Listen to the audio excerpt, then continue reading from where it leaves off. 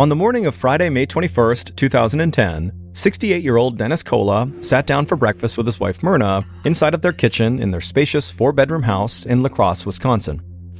Dennis picked up the newspaper and, like always, began reading the front page out loud to Myrna. This was an activity the couple enjoyed doing together every morning.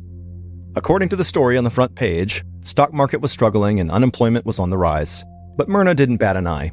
She knew that she and Dennis would be fine because they had made a ton of money throughout their 42-year marriage by owning multiple successful businesses, from a chain of pharmacies to a Ford car dealership that Dennis owned with his son. But a few years earlier, Dennis had seen the writing on the wall when it came to the country's economy. So he had sold his businesses before things got too bad, and he had walked away with enough money for him and Myrna to be set for the rest of their lives without having to work. But the truth was, Dennis and Myrna actually loved to work, kind of independent of making money, so they weren't quite ready to just full-on retire. And so after selling his companies, Dennis had returned to his old job as a pharmacist, and Myrna worked at a local middle school as a substitute teacher. And so on this Friday morning, because of his work commitments, Dennis didn't have time to read beyond just the first few pages of the newspaper. After putting the paper down, Dennis finished his breakfast, then gave his wife a kiss on the cheek and told her he loved her, and then he walked out the front door. Once outside, Dennis climbed into his truck and began the 40-mile drive to the nearby town where he worked at this local pharmacy. And while Dennis made his commute, Myrna cleaned up the kitchen and then headed out to work herself. And as she drove the short distance to West Salem Middle School, she passed by all these mini mansions that were just like hers, with wide, well-manicured lawns, and then she drove by the neighborhood golf course and banquet hall. Myrna couldn't picture a better place for her and Dennis to grow old together, a small community filled with friends where she always felt comfortable and safe. And she loved how close her neighborhood was to the rest of her family. Dennis and Myrna had 2 grown children who also had children of their own, and Myrna thought there was nothing better than having the family over and spending time with the grandkids she adored. Myrna finally arrived at the middle school, and she went inside and walked down a long hall to the classroom where she had been assigned that day. She opened the door, and the faces of the students lit up. Myrna was the kids' favorite substitute teacher. The school day passed quickly for Myrna, and as always, she made each period pass just as quickly for her students by making sure the lessons were actually fun. Myrna had always believed that learning should be an enjoyable experience and not a slog where every minute feels like an hour. Myrna worked that day at the school until around 3 p.m., and then the final bell rang, and she told her class to have a great weekend, and she said she'd be back as their substitute on Monday. Then Myrna headed outside, hopped in her car, and made her way home, and then once there, she did some chores around the house, and when she was done with her housework, she sat down in the home office and logged onto her computer. About 45 minutes later, around 6 p.m., her husband, Dennis, pulled back up to the house after his day of work. He parked his truck and made his way onto the porch, eager to get inside and have dinner with his wife. Dennis opened the door and walked through the hallway toward the kitchen, his keys dangling from his hand, and then Dennis stepped into the kitchen and called out to his wife. And then suddenly, everything went black.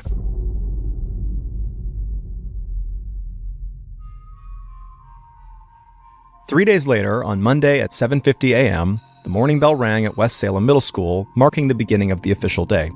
Students all took their seats in all the classrooms, and the school kind of went quiet as the teachers began their lessons. That is, in every classroom but one.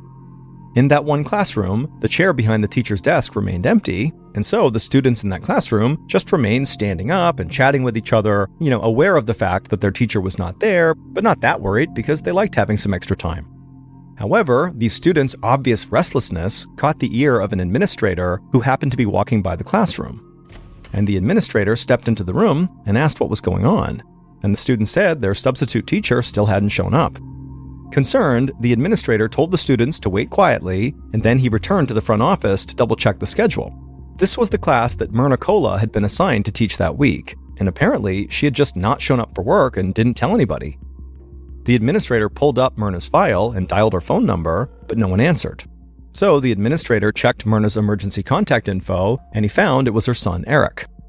Eric Kola was home with his wife when he got the phone call from the administrator. Eric told the administrator that he had no idea why his mom wouldn't show up for work, but he told him he'd try to get in touch with her and report back as soon as he could. Eric hung up and dialed his mom's cell phone, but it just rang and rang until it went to voicemail. So Eric called his father, who at this point in the morning would have been in his truck on his way to work, and so in theory would have been ready to receive a phone call, but he too did not answer his phone. After both parents didn't pick up, Eric turned to his wife, looking concerned, and said something wasn't right, that this was totally out of character for his parents to just go completely incommunicado. And so Eric called his sister, Cindy, and asked her if she had had any contact with their parents, but Cindy said that she hadn't talked to them since before the weekend. After Eric ended this call, he told his wife that he was just going to go to his parents' house to see what the heck was going on. And about 10 minutes later, Eric slowed his truck to a stop in front of the house, and he saw his dad's truck was out front. Eric parked, walked up the driveway to the side of the house, and he looked into his parents' 3-car garage. And he could see his mother's car, a Mountaineer, was also parked inside, so his parents had to be home. Eric opened the garage with the opener his parents had given him, he walked past his mother's SUV, and then he opened the unlocked door to the house and stepped inside. And as he walked towards the kitchen, he saw his father. Dennis was lying there, motionless on the kitchen floor. Eric ran to his father, and he saw there was a pool of blood all around him. Eric got down on the floor and grabbed his dad's leg, desperately trying to shake him awake. But not only was Dennis unresponsive, his body was totally stiff. And so in a panic, Eric grabbed his phone and dialed 911, and when the operator answered, he told them as best as he could what he had seen, and the operator, who was very calm, asked Eric if anyone else was in the house. And so Eric, who didn't know, began walking down the hall, and when he looked into the office, he cried out. There was his mother, slumped over the desk at the computer. Her skin had turned purple. The operator calmly asked Eric if his mother was still breathing, and Eric replied that no, she wasn't, that both of his parents had to be dead.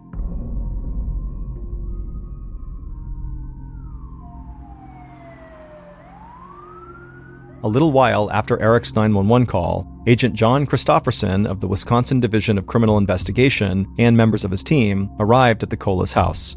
Christopherson saw 2 deputies from the La Crosse County Sheriff's Department talking to Eric in the front yard. And he saw several of the Colas neighbors standing on their porches, looking completely stunned by all the police activity. I mean, this stuff didn't happen in this neighborhood.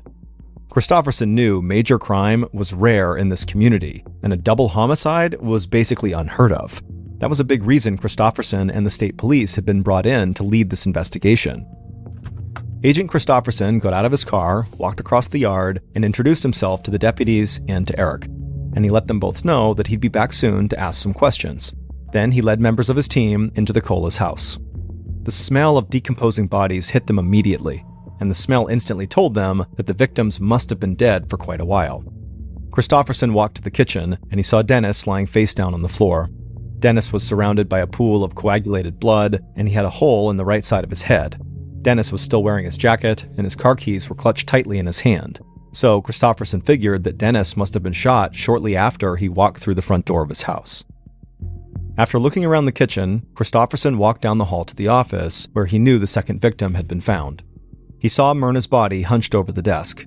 She had an obvious bullet wound in the back of her head, and her left arm was resting on the computer keyboard, as if she had been typing when someone walked up behind her and shot her. Christopherson turned around and glanced back at the office door. He wondered if the killer had stood there and watched this woman at her computer before shooting her. There was something cold-blooded about the idea, like a predator observing its prey before moving in for the kill. While Christopherson searched the office, a member of the investigative team walked inside and told Christopherson that he needed to see something upstairs. So Christopherson followed the officer up a carpeted staircase, down a hallway, and into Myrna and Dennis's bedroom. It appeared like the room had been ransacked. All of the dresser drawers had been pulled open, but as Christopherson walked across the room to the dresser, he felt like there was something unusual about the bedroom scene.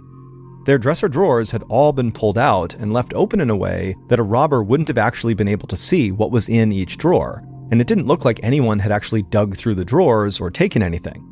So Christopherson wondered if maybe the killer had tried to stage the room to look like a robbery, even though that's not what it was.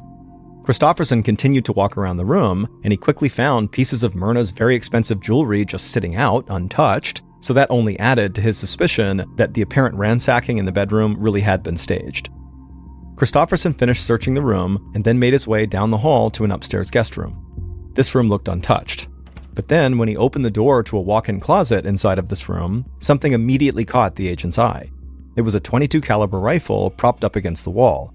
Christopherson looked up, and he saw, on a shelf right above the rifle, was an opened box of ammunition. He kneeled down to look closer at the rifle, and he noticed there was an indentation in the carpet nearby that was about the same size and shape as the butt of the gun. It looked like the indentation was where the rifle had been resting, but then just recently, someone must have moved that rifle, and when they returned it, they didn't put it back exactly where they'd found it, in the indentation.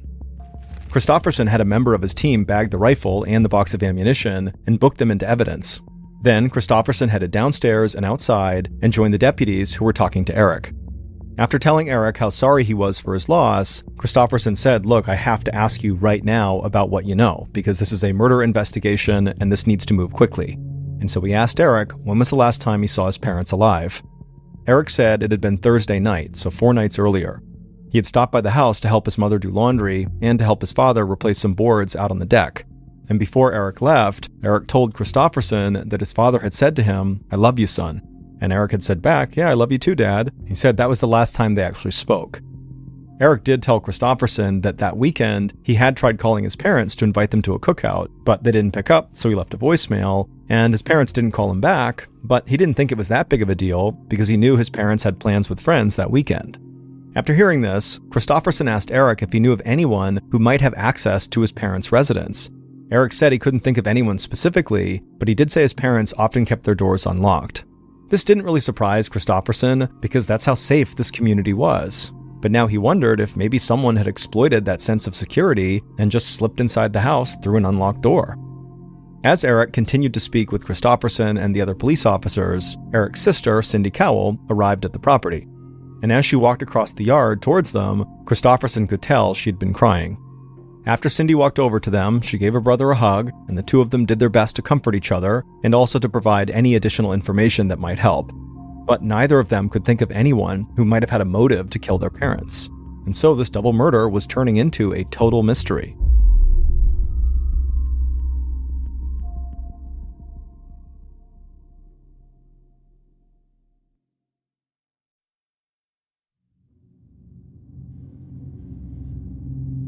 The next day, the medical examiner performed autopsies on Dennis and Myrna, and the results were far from surprising.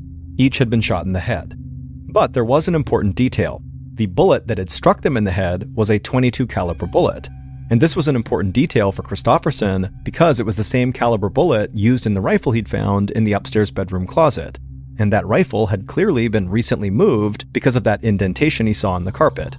And Christofferson thought that if that rifle was the murder weapon, then the killer had to have known Dennis and Myrna well enough to know where they kept that gun. Christofferson wanted to develop a timeline of the Colas' last day. However, the autopsies did not pinpoint the exact times of their deaths, so he still wasn't even sure what day they had died. But one thing he did know was that Myrna had clearly been using her computer when she was killed, so his team sent Myrna's computer to a forensic data lab where the hard drive could be analyzed for timestamps. And this data revealed that Myrna had begun using her computer at exactly 5:14 p.m. on Friday, May 21st, and her very last keystroke was made at 5:41 p.m. that same evening. And so Christofferson believed that 5:41 p.m. on May 21st was the exact time of Myrna's death. Then Christofferson, using this information, figured out when Dennis had left work on that day and how long generally it would take Dennis to drive back home. And based on this, Christofferson concluded that Dennis most likely got home around 6 p.m. So he estimated that Dennis's time of death was about 20 minutes after his wife's death. So at this point, Christofferson knew that the Colas had very likely been killed in the early evening of May 21st, 3 days before they were actually discovered. And also, based on the timeline, whoever had shot Myrna had very likely waited inside of the house to then kill Dennis when he walked inside. Christofferson knew that Dennis and Myrna were well off financially, and they had multiple investments and life insurance policies with very big payouts, so money had to be considered as a potential motive. And investigators soon learned that the beneficiaries of Dennis and Myrna's life insurance policies were their kids, Eric and Cindy, and they stood to inherit over $700,000 each. And so obviously when you include the fact that Eric was the one who found the bodies, this made the kids highly suspicious. And so Christofferson decided he would speak to them both, but he would start with Eric. And so the day after the discovery of the bodies, Eric arrived at the police station and he sat down across from Christofferson inside of a small interview room. And Eric appeared to be very grief-stricken, but at the same time, Christofferson could tell Eric was eager to help. He spoke in a cooperative tone and never came across as defensive. And so the first question Christofferson asked Eric was, how was his relationship with his parents? Eric said he had always gotten along with both of his parents. He said his father was a great business partner because they worked at that car dealership together, and also they played golf together all the time. Eric said he also made a point to see his mother as much as he could and also help her out around the house because she refused to slow down even though she was almost 70. After that, Kristofferson asked Eric to walk him through what he did all day on Friday, May 21st, which is again the day that Kristofferson believed the two victims were killed. Eric said that day he spent the morning and afternoon doing what he normally did, day trading. Day trading is a form of securities trading where the trader buys stocks and other assets and then sells them the same day, taking advantage of price fluctuations that occur between the opening and closing of the trading day. And Eric would say he was actually a pretty successful day trader, often pulling in between $7,000 and $10,000 a month. The only downside being that it required him to sit at home on his computer for hours and hours on end. After he finally got up from his computer, he left his house to meet up with his friend to help grout and tile a shower. He said he was with that friend until about 5:30 p.m., and then he went to pick up his wife at home because they were going out to celebrate their 16th wedding anniversary. Now, to this point in the interview, it was very cut and dry. Eric is doing his best to be composed, but at this point, Eric just suddenly shook his head and began laughing. Kristofferson was very surprised at this and asked, did I miss something funny? Eric stopped laughing and said, it's not really funny, but I had known about this day, our anniversary, for a long time. We had planned it all out. But as I was going back home that day, I actually realized I totally forgot to buy an actual anniversary gift. And so Eric would explain that he stopped at a retail store called Shopko to buy his wife a hanging plant because he knew his wife loved hanging plants, and he also knew the exact type to get her. And so Eric said he went inside the shop and he browsed the store's garden center for a while, but he didn't actually see the plant that his wife liked. So he drove to a different Shopko location, and he did find the right hanging plant there. And he paid for it, and then drove home, and then he and his wife had gone out for their celebration. And then right after he said that, Eric looked like he had just remembered something out of the blue. And he pulled his wallet out, and he took out a receipt for this plant, and he slid it across the table to Kristofferson, saying that he had held on to this receipt in case his wife didn't like the plant, and so she could return it.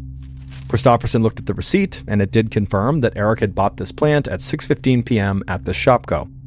After that, Kristofferson asked Eric to wait in the interview room while he reached out to Eric's friend to confirm that they really had met up on that Friday to grout and tile the bathroom. And so Kristofferson got the friend's number, stepped into the hall, and gave him a call, and the friend confirmed that Eric had left his house around 5:30 that evening.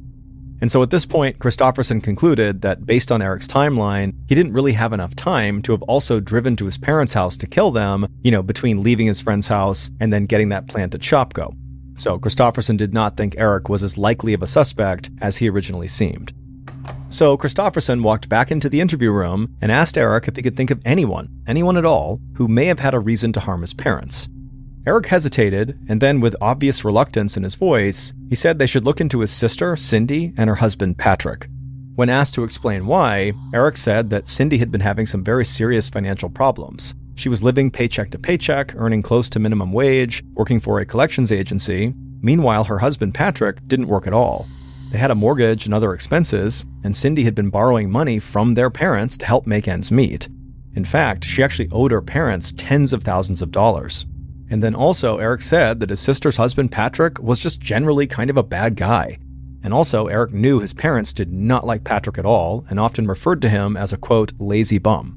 But Eric said he wasn't sure if his parents even knew just how bad things really were between Cindy and her husband Patrick. Eric said Patrick had a violent temper and had once pulled a gun on Cindy after she threatened to leave him. Patrick allegedly told Cindy that the only way she'd be leaving him was in a body bag.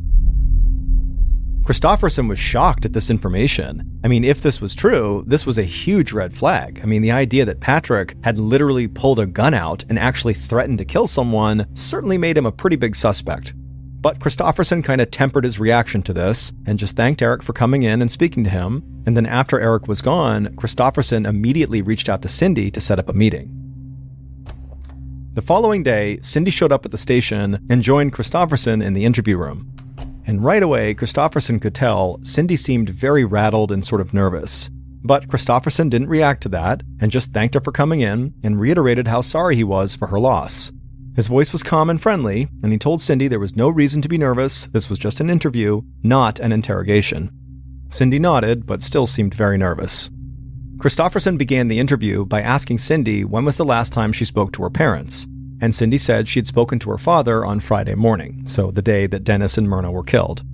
Cindy said during this conversation with her dad, she had talked about her and her husband's mounting financial troubles. She had told her father that she and Patrick had absolutely no money, and to make matters worse, the unemployment check that Patrick was expecting hadn't arrived yet. Cindy said her father had been sort of blunt with her that morning. He criticized her husband for not supporting her and their daughter, and then he told Cindy he would not keep giving her any more money. Cindy looked like she was about to cry. She told Christofferson that her father's rejection was so upsetting for her, and she felt like Eric was the favorite child, the golden boy, while she was just a disappointment to her parents.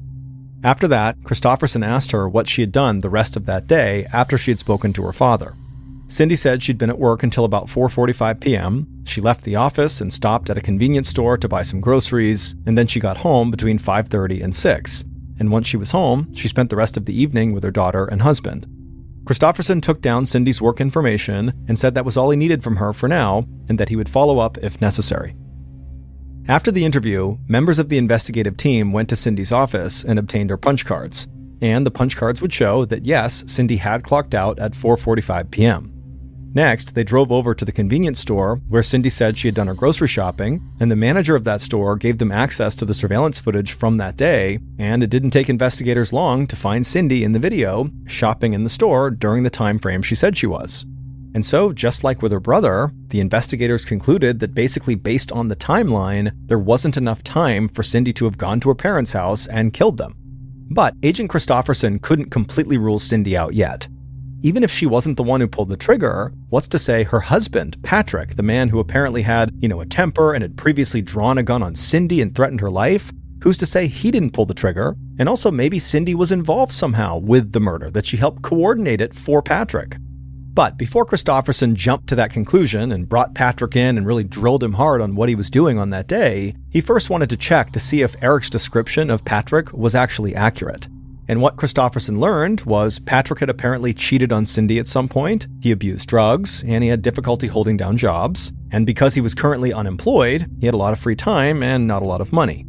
Christofferson also learned that Myrna did not like Patrick so much that she had warned Cindy that if she stayed married to Patrick, there's a chance that she would just deny her getting her inheritance, that basically Patrick could not touch this money, and that was the reason she wouldn't be getting it. And Patrick was definitely aware of this, and also he was aware that Cindy's parents were apparently about to cut them both off financially. And so it did seem like Patrick had more motive to want Dennis and Myrna dead than anybody else.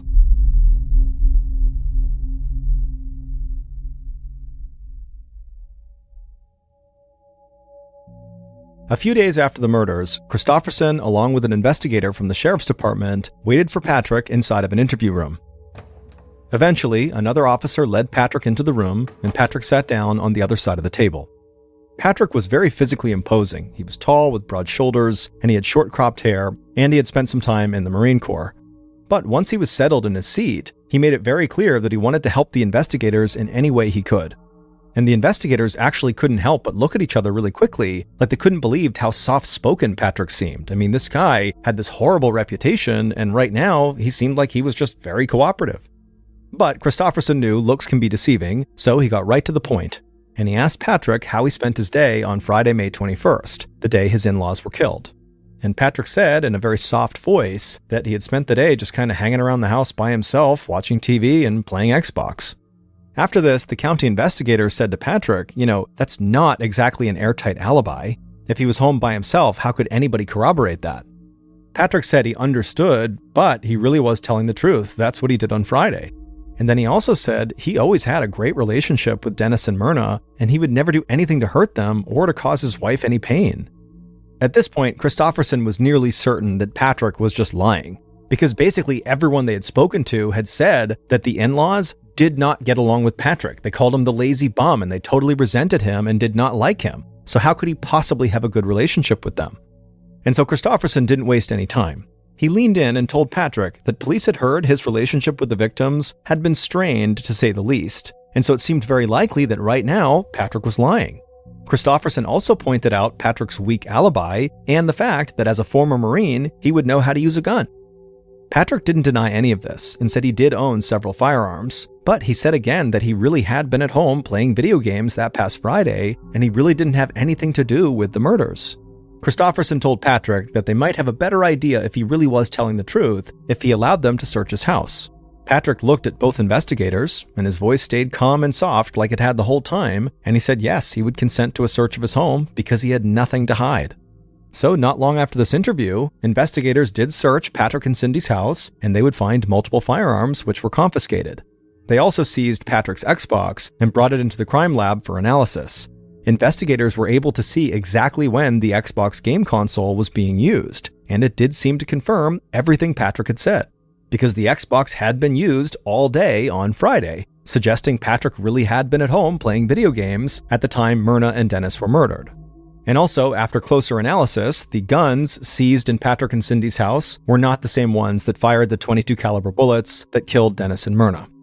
And so, just like Eric and Cindy, Patrick suddenly had a solid alibi.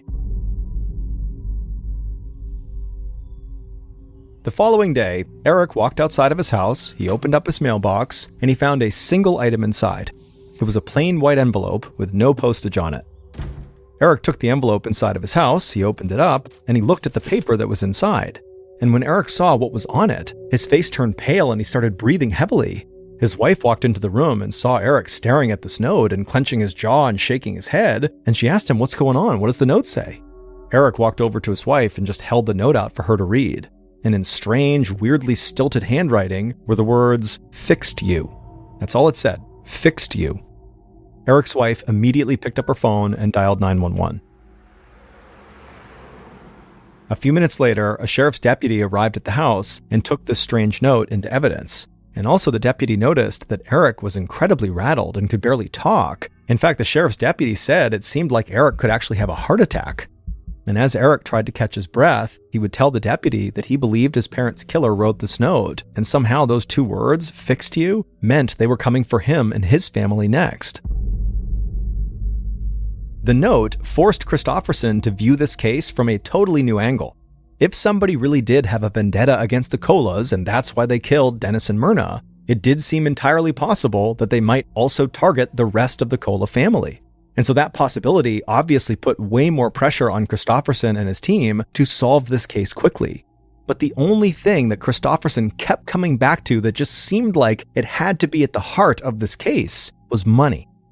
Not only did Dennis and Myrna have property, investments, and huge insurance policies before they died, but also Eric had been a successful day trader and had lots of money too.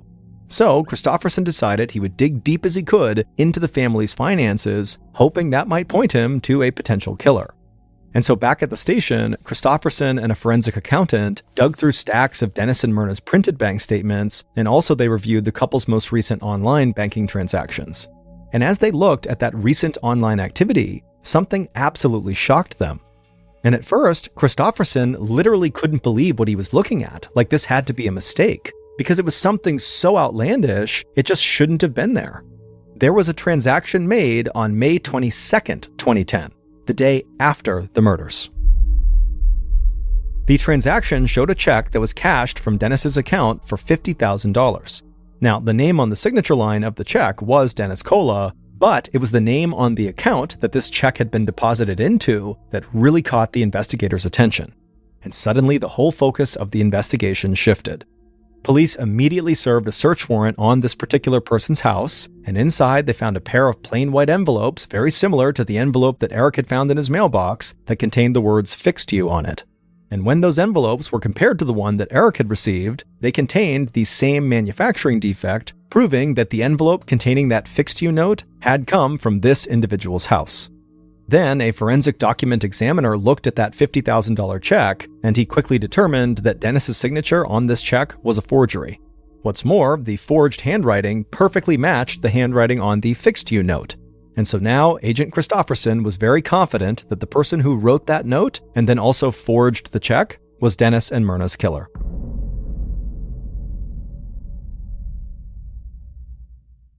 Based on financial records, evidence from the crime scene, and interviews conducted throughout the investigation, here is what police believe happened to Dennis and Myrna Cola on May 21st, 2010.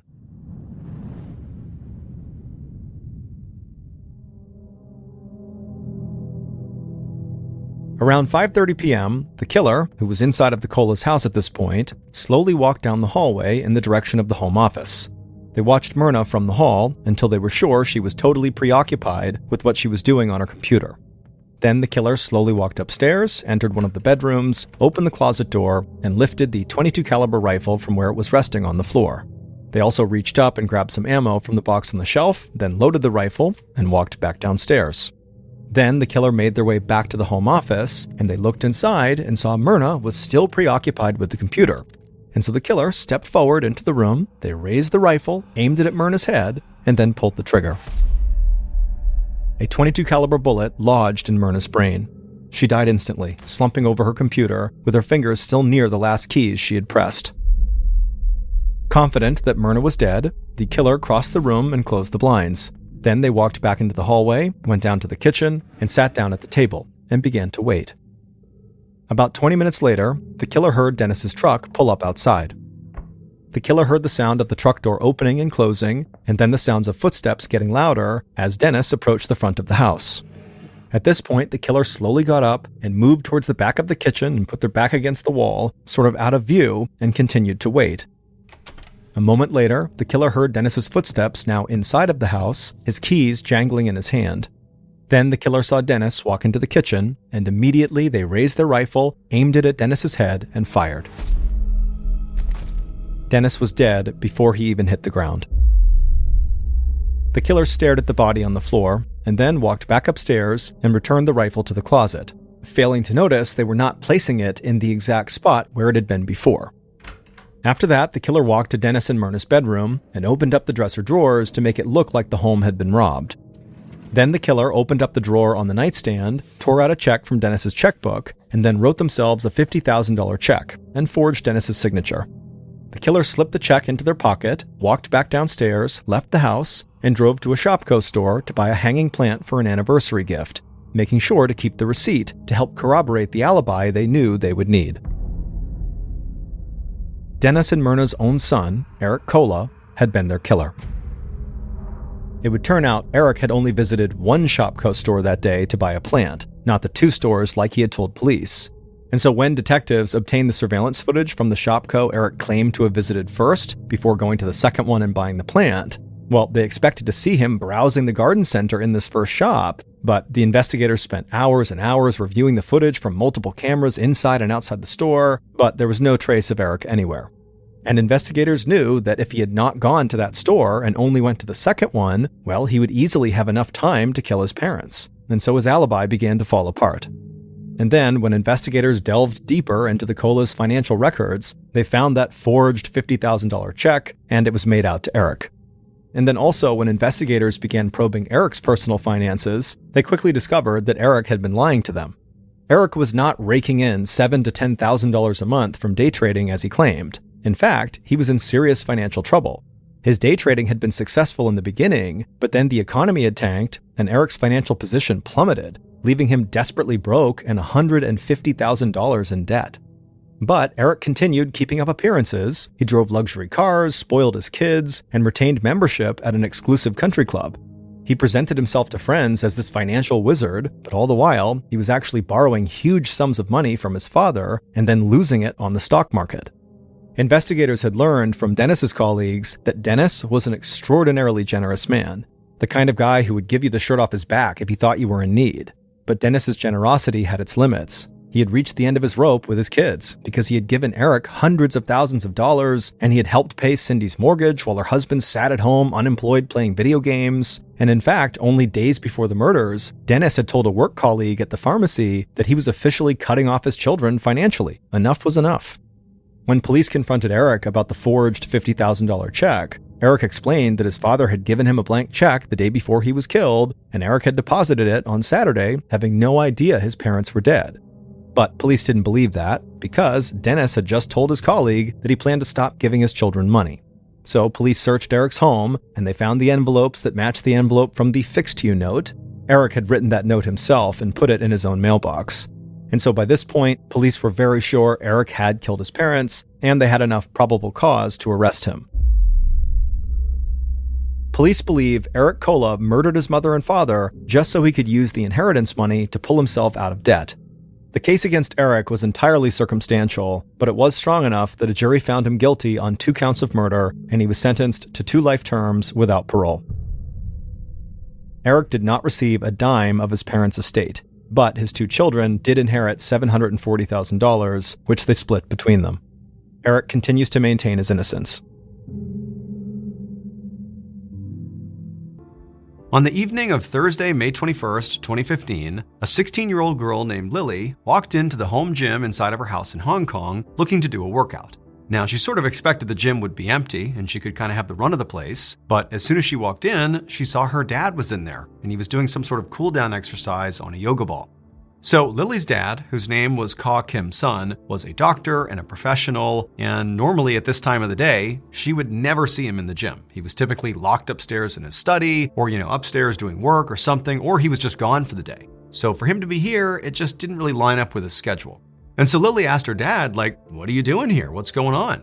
And her dad would tell her, well, actually, work at the hospital was really slow today, so I took off, I played some tennis with friends, and now I'm just doing some cool down exercises because I got nothing else to do. But I'll be out of your hair in a second. And sure enough, a couple of minutes later, her dad was up and out of the gym, and Lily just began her workout. The next day, May 22nd, around 1 o'clock, Lily was at home at her dining room table, sitting across from her mother, whose name was Wang Xiu Fing, and Lily was eating a snack and staring at an open textbook.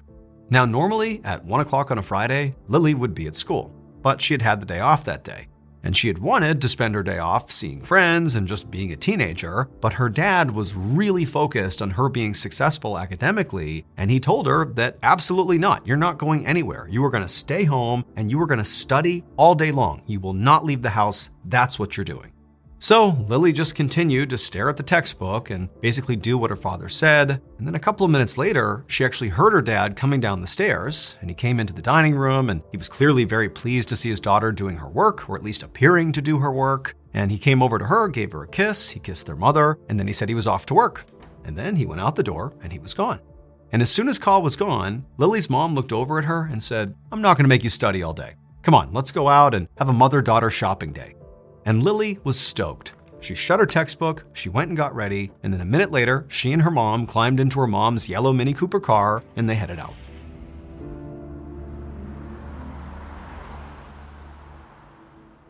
About 2 hours later, around 4:15 p.m., a local jogger was running in the same neighborhood as where Lily and her family lived, and as they were running down the road, they noticed there was this yellow Mini Cooper car sitting on the side of the road, not moving, but it was still on. It was just sort of idling right there. And at first glance, it appeared there were people inside the car, but they weren't doing anything. They were just sitting there, not moving. And so the jogger was curious, and so they ran past and made a point to look inside the car, and they saw 2 women in the front 2 seats of this car slumped over. The 2 women were Lily and her mother. And so the jogger began to panic and banged on the glass to try to get the women to respond, but they didn't. And so a minute later, police were called. They dragged Lily and her mother out of the car. They were totally unresponsive. They were rushed to the hospital, but it was too late. They both died. The police would begin their investigation into their deaths by searching the yellow Mini Cooper car. And when they searched it, there really was nothing of note inside of it. I mean, the 2 women's purses were in the front of the car, there was some basic exercise equipment in the trunk, but the car was pristine, clean, not cluttered. I mean, there really was nothing in the car that gave away what could have happened to these 2 women. For the next 6 months, the police tirelessly looked for some lead as to what happened to this mother and daughter. They would interview all their friends and family. They would search their house top to bottom. They would basically take apart this Mini Cooper and look for, defects or flaws that maybe could have contributed to their death. I mean, they were looking everywhere, but it just didn't make sense. Nobody had any idea what happened to these 2 women. And so right as this case appeared like it was about to go cold, the detectives decided to just go back to the Mini Cooper and see if maybe, just maybe, they missed something. And sure enough, they had. It would turn out on May 22nd, 2015, the day that Lily and her mother died, Lily's father had told Lily to stay home and study, not because he cared about her academics. I mean, he did, but that day, the reason for this was not for that. Instead, he wanted her to stay home all day to protect her. When police originally searched Lily's mom's car, they found the 2 women's purses and also some basic exercise equipment in the trunk, specifically a deflated yoga ball. And at the time, the police didn't think anything of these items. They looked into them, they considered them, but they didn't seem to have any bearing on what happened to the women. However, it would turn out the yoga ball did have something to do with it. Specifically, 2 days before the women were found dead, that yoga ball was inside of Lily's home. It was in her home gym. In fact, when she walked into the home gym and saw her dad doing cool-down exercises and thought it was strange he was home right now, he was using that yoga ball. And Lily didn't think anything of it. But in reality, what her father was doing was not cool-down exercises. He had not just come home early and, had played tennis and this and that. In reality, he had taken that yoga ball to the hospital where he worked and filled it with carbon monoxide, an odorless, colorless, poisonous gas. And his plan was to put the yoga ball in his wife's car, unplug it, and now it's sealed and the gas is going to leak inside the car. And then when his wife got in the car and shut the door, she would effectively suffocate and die. He didn't try to kill his daughter, though. He wanted her to stay home and study, i.e., don't go with your mom and get in the car. But the mother defied the father, brought the daughter along, and then after driving for only a mile, the two women collapsed and died. Ka Kim's son was arrested and charged with 2 counts of murder. He was found guilty and sentenced to life in prison. He has never explained his motive.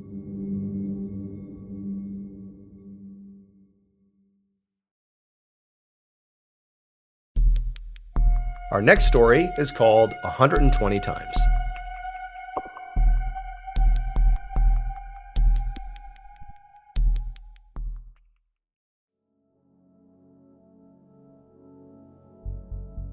In 2019, 21-year-old Samantha Josephson was a senior at the University of South Carolina. She was a brilliant student who aspired to be a lawyer. Specifically, she wanted to practice international law. And so in order to do that, she needed to be able to speak other languages besides English. And so during her college years, she had really leaned into Spanish and become quite good at it rather quickly. During her college Spanish studies, one of her professors was a woman named Daniela Jaimes. Daniela very quickly recognized in Samantha that she had this incredible intellect and work ethic and just knew she was destined for greatness. In fact, she compared Samantha to Amal Clooney, who is George Clooney's wife and is considered to be one of the most famous international lawyers ever. And so just out of a general interest to see Samantha succeed, Daniela offered to Samantha to kind of be there for her if she needed anything beyond just Spanish, that she was there to help her with law school applications, or if she needed advice on something, or if she just had ideas she wanted to bounce off of her, she would be available. And Samantha had taken her up on this offer, and by 2019, in Samantha's senior year, the pair had become very close, forming a sort of mentor-mentee relationship. Early that year, Samantha got accepted into her target law school, Drexel University in Pennsylvania. And so after telling her mother and father, Samantha ran to Daniela's office to tell her mentor the great news. And the two hugged and laughed and celebrated right there in the office. It was clear that everything was falling into place for Samantha, and Daniela was just very, very proud of her. A few weeks later, on March 29th, Samantha decided to go out with her friends for some drinks. Now, Samantha normally spent a lot of her time studying, even on the weekends, but since she was about a month away from graduation and she was already accepted to law school and really didn't have that much work since it was the end of the year anyways, she decided she could cut loose for that weekend. So she, along with her friends, head out to this downtown area called 5 Points, which is right near the University of South Carolina, and it's an area that's full of shops and restaurants and bars, so on the weekends it is packed with college students. Samantha and her friends hop from bar to bar, they're having a great time, and then around 2 a.m., the group found themselves in a bar called Bird Dog, and while they were there, because it was so crowded, the group of friends got separated. Now, initially, the friends were trying to reconnect with each other through texts and phone calls, but they were just really struggling to locate each other, and kind of in the middle of all that, Samantha decided that she was just too tired and didn't really feel like staying out any longer, and so she texted her friends and let them know that she was going to head back to her room. So Samantha leaves the Bird Dog bar on her own, she hops in an Uber, and she starts driving back towards her campus.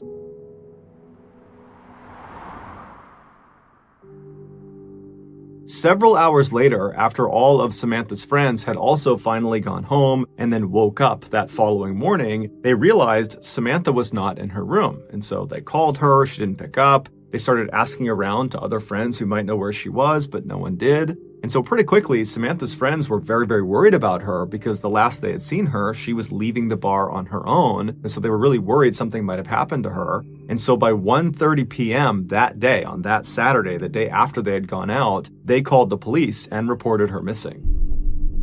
At the same time that Samantha was reported missing, there were these two men who were in their mid-20s that were located 70 miles to the east of the University of South Carolina. They were out in this forest and they were hunting for turkeys.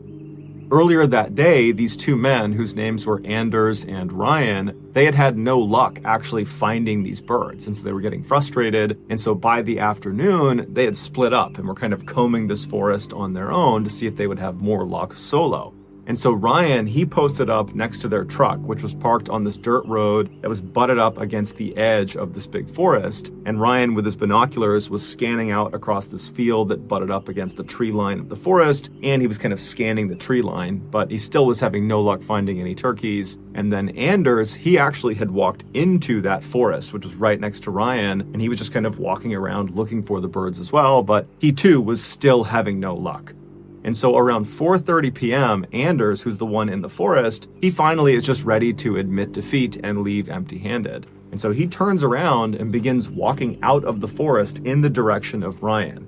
And so at this point, he's maybe 100 or 200 feet away from Ryan, but the trees are very thick and they can't really see each other. And so Anders is just kind of walking in that direction. He's not looking for birds anymore, so he's not scouting around. He's just kind of looking straight ahead. And as he's walking, something catches his eye off to the left behind some trees. It was pretty far away, but he instinctively turned and looked, and he couldn't really tell what it was. It wasn't a turkey, but it wasn't anything that should have been in the forest. And so he decided he would go get a better look. And so he turned away from Ryan and went left and started cutting through the trees. And he kept walking until his view of this thing was no longer obscured by trees. And when he got a full look at this thing that had caught his attention, he stopped where he was. He yelled for Ryan, who couldn't see him, but he yelled for him to come into the woods and look at this. And as Ryan is running into the forest to see what's going on, Anders is pulling his phone out and calling the police.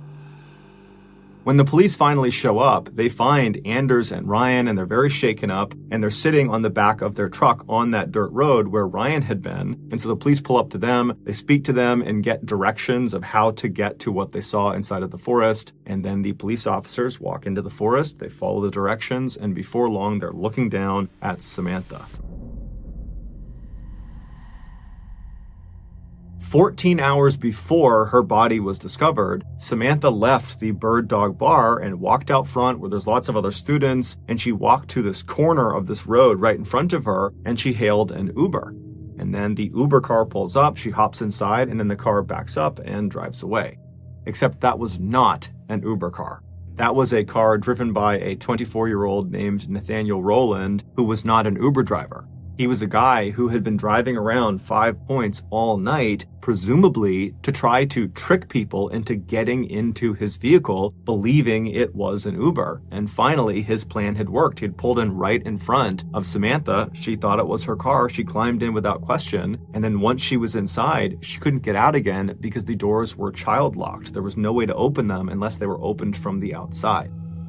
Now, initially, Samantha wouldn't have noticed this. She just sat in the back seat, the car backed up, it started driving, except it didn't drive towards her campus. It drove the opposite direction. And the drive from this bar to the campus was only a couple of minutes long. And so even if she wasn't really paying attention, she would have recognized fairly quickly they were going the wrong way because, again, she's expecting to get dropped off within a couple of minutes.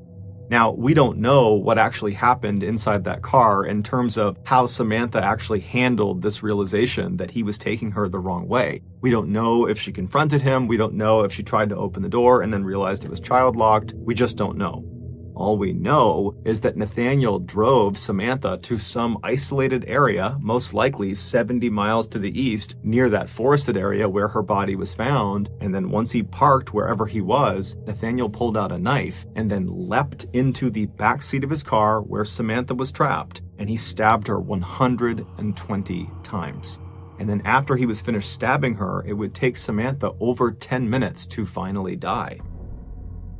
Within hours of dumping her body in the forest, Nathaniel was posting these normal posts on Facebook of him in front of his car and regular status updates, and he was having very normal interactions with his family and his friends, as if he was completely unaffected by this horrible crime he had just committed.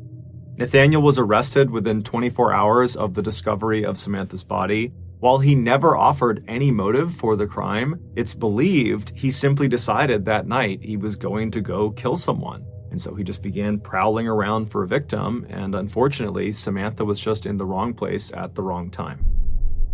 Nathaniel was ultimately convicted of her murder and was sentenced to life in prison.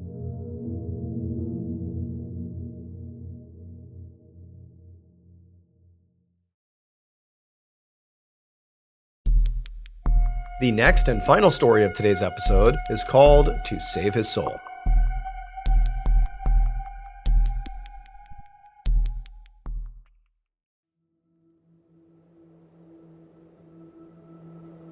On the evening of September 17th, 2021, a 42-year-old preacher named Jason Thornburg was cleaning up his motel room in Euless, Texas, which is a small city between Dallas and Fort Worth. Jason was going to be hosting a small Bible study group in his motel room in a few minutes, and even though really it was not that dirty, he was really taking time to ensure it was as clean and inviting as he could possibly make it. So normally, Jason would host these Bible study groups at his house, but unfortunately, Jason's house burned down just that past summer and he lost everything. But Jason was so committed to God and spreading the word of God that he still wanted to continue having these Bible study groups, even if it meant, doing it in this kind of crummy motel room.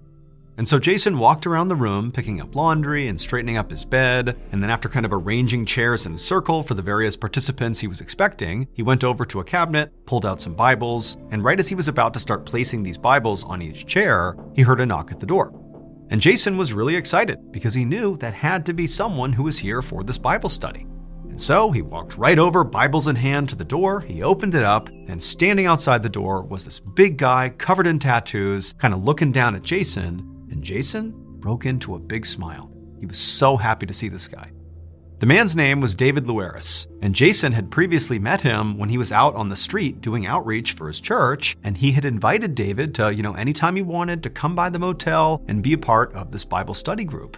Now, Jason knew that David was really not the kind of guy who went to church or really showed any real interest in God or, the Bible, but, Jason took all kinds, and he was just hopeful that maybe David would show up someday. And now, here David was. However, David told Jason that the reason he was here was actually not for the Bible study group. He was here because he was in the middle of a crisis and he didn't know where else to turn.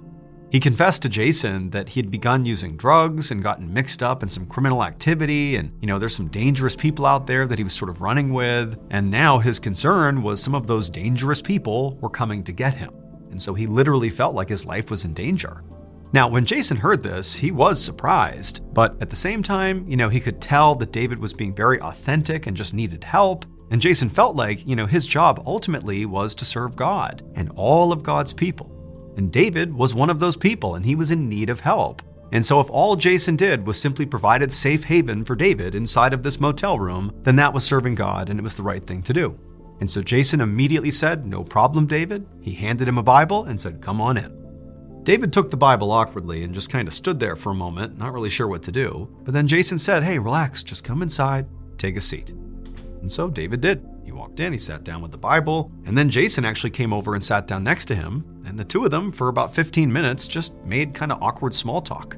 Jason could tell, David is completely on edge. He was staring at the door, which was now closed, and he just clearly was very anxious and paranoid, and Jason really wasn't talking about the Bible or God or anything. He was just, trying to calm David down and show him that this was a safe place. And then after about 15 minutes of this, when David had somewhat calmed down, and also by this point, nobody else had showed up for this Bible study group, Jason decided, okay, you know what, maybe I'll just begin the Bible study with David. It kind of gives us something to do.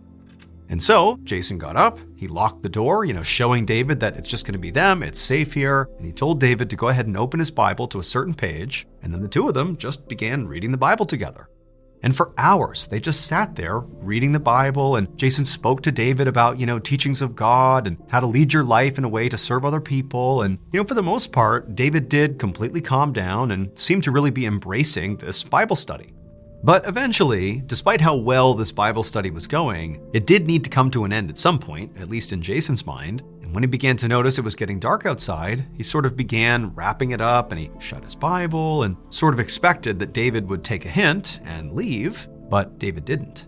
Instead, when David began to realize that, hey, this is over now and it's time for you to go, David looked at Jason and begged him to please let him stay in this room overnight, that he can't go out there, it's not safe for him. Now, Jason knew he did have some level of responsibility for David. I mean, David had told him he was in danger, he had already invited him inside and was basically providing safe haven for him, and it did feel kind of wrong to be like, now go back out there. But at the same time, Jason felt a little uneasy. I mean, he didn't really know David. He didn't really understand the situation. And so there was some hesitation at first, but after looking again at David and seeing how desperate he was to just please stay here overnight, Jason said, okay, you can stay. So Jason grabbed some extra blankets and pillows and created a makeshift bed on the floor. And then after that, the two of them actually reopened their Bibles and just began reading some more from the Bible for a couple more hours, basically another round of Bible study. But eventually, they both were very tired, so they put their Bibles down, they said goodnight, they each climbed into their beds, and they closed their eyes and fell asleep. For the next 5 days, Jason's motel room remained mostly closed, and the only thing anybody heard coming from his room was gospel music, and it was being played at a very high volume basically the entire time, to the point where other residents of this motel began to complain about how loud the music was. However, the owner of the motel was getting these complaints from residents who were only there for, hours at a time or days at a time. And, the room they're complaining about, Jason's room, he was a long-term resident and so had a sort of higher priority with the owner. And so the owner just didn't feel like bothering Jason. He wanted him to stay and keep paying for that room. And so the owner didn't do anything about the noise complaints. And also, the owner did know that his motel had sort of a seedy reputation. And so, generally speaking, he didn't really care too much about the music to begin with. And so over the course of these 5 days, the music kept on blasting, and really the only other thing of note, again, that happened in this period of time, was that these 2 other people entered Jason's motel room and didn't leave either. So basically there's 4 people in the room, they haven't come out again, super loud music, that's all going on for 5 days. And then on the 5th day, the morning of September 22nd, a single person walked out of Jason's motel room, and they were wearing a full-body hazmat suit and carrying some sort of luggage. And they would leave the motel, get in a car, and drive away.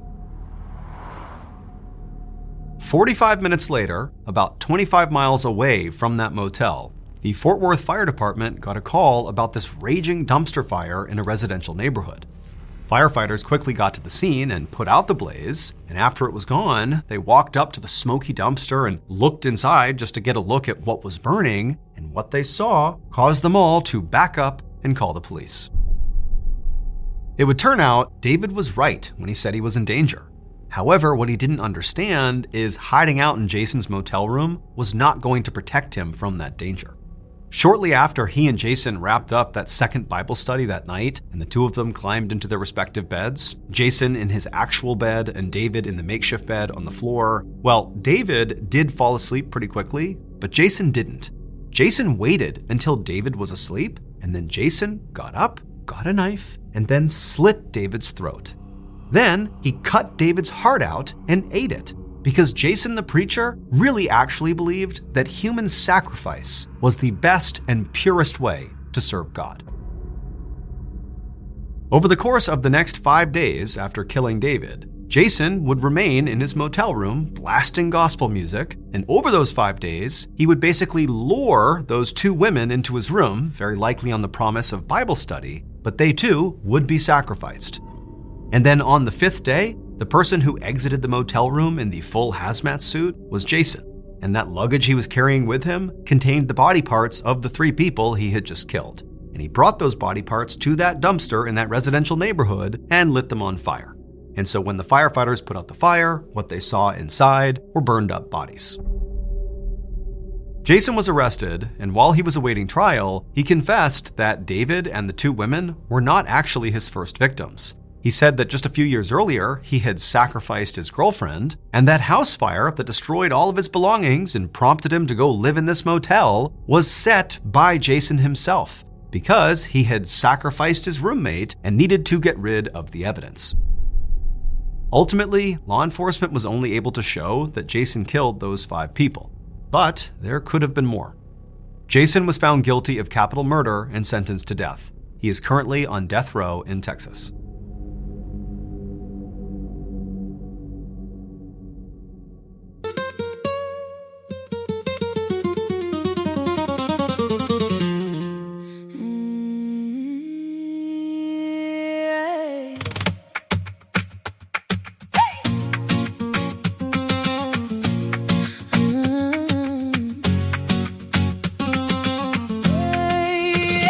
Came in late, red shawl, black boots, salt on your lips and dust on your suit.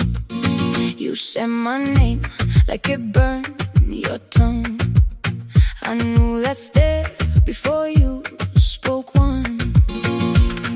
Hey, you pulled me near, then you let me go.